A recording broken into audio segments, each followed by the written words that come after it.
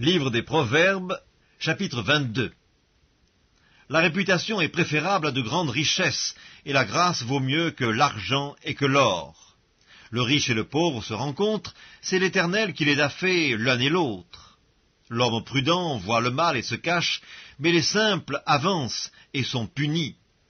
Le fruit de l'humilité, de la crainte de l'Éternel, c'est la richesse, la gloire et la vie.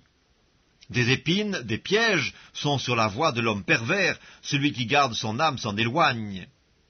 Instruis l'enfant selon la voie qu'il doit suivre, et quand il sera vieux, il ne s'en détournera pas. Le riche domine sur les pauvres, et celui qui emprunte est l'esclave de celui qui prête. Celui qui sème l'iniquité moissonne l'iniquité, et la verge de sa fureur disparaît. L'homme dont le regard est bienveillant sera béni, parce qu'il donne de son pain aux pauvres. Chasse le moqueur, et la querelle prendra fin. Les disputes et les outrages cesseront. Celui qui aime la pureté du cœur et qui a la grâce sur les lèvres a le roi pour ami. Les yeux de l'Éternel gardent la science, mais il confond les paroles du perfide. Le paresseux dit « Il y a un lion dehors, je serai tué dans les rues ». La bouche des étrangères est une fosse profonde. Celui contre qui l'Éternel est irrité y tombera. La folie est attachée au cœur de l'enfant, la verge de la correction l'éloignera de lui. Opprimer le pauvre pour augmenter son bien, c'est donner aux riches pour n'arriver qu'à la disette.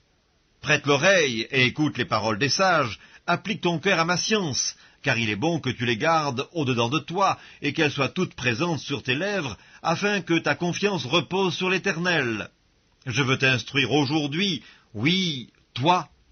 N'ai-je pas déjà pour toi mis par écrit des conseils et des réflexions pour t'enseigner des choses sûres, des paroles vraies, afin que tu répondes par des paroles vraies à celui qui t'envoie? Ne dépouille pas le pauvre, parce qu'il est pauvre, et n'opprime pas le malheureux à la porte, car l'Éternel défendra leur cause, et il ôtera la vie à ceux qui les auront dépouillés. Ne fréquente pas l'homme colère, ne va pas avec l'homme violent, de peur que tu ne t'habitues à ses sentiers et qu'il ne devienne un piège pour ton âme. Ne sois pas parmi ceux qui prennent des engagements, parmi ceux qui cautionnent pour des dettes. Si tu n'as pas de quoi payer, pourquoi voudrais-tu qu'on enlevât ton lit de dessous toi? Ne déplace pas la borne ancienne que tes pères ont posée. Si tu vois un homme habile dans son ouvrage, il se tient auprès des rois, il ne se tient pas auprès des gens obscurs.